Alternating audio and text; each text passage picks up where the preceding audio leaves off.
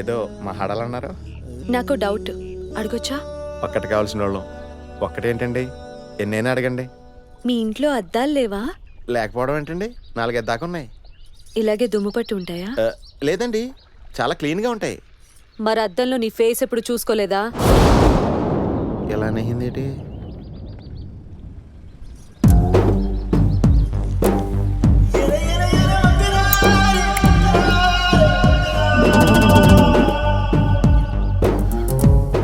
ఏంటి అలా చూస్తున్నావు? దమ్ము కొడుతున్నా? ఎప్పుడైనా మందు కొట్టినప్పుడు మాత్రమే దమ్ము కొడతాను. మా వాళ్ళు ఏం చెప్పారు నీకు?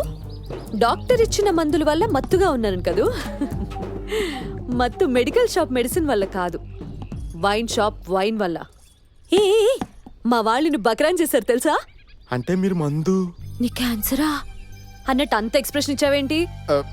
ఇప్పుడు అసలు విషయం చెప్తాను, విను. నాకు ఆల్రెడీ బాయ్ ఫ్రెండ్ ఉన్నాడు. రాజమండ్రిలో నీ బెండ్ తీయడానికి ట్రై చేసిన వాళ్ళు అతను పంపిన రౌడీలే. ఆ రౌడీలకి నీ ఫోటో నేనే ఇచ్చా. అయినా ఏ కలర్కి ఏది మ్యాచ్ అవుద్దో చెప్పే బొటిక్ గడివి నీకు నేను మ్యాచ్ అవుతానని ఎలా అనుకున్నావు? ఈ డిస్టర్బెన్స్ అంతా నీ వల్లే కాబట్టి నువ్వే ఈ పెళ్లి ఇష్టం లేదని మా వాళ్ళతో చెప్పి హైదరాబాద్ చెక్కేయాలి. లేదంటే ఖేల్ కదం దుకాన్ బంద్ సాలా.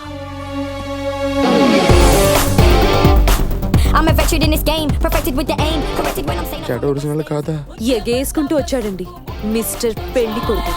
Well, I'm a veteran in this game, perfected with the aim. ముత్తైదు కుంకుమ బ్రతుకంత ఛాయ. Well, I'm a veteran in this game, perfected with the aim, corrected when I'm saying I'm from the West End.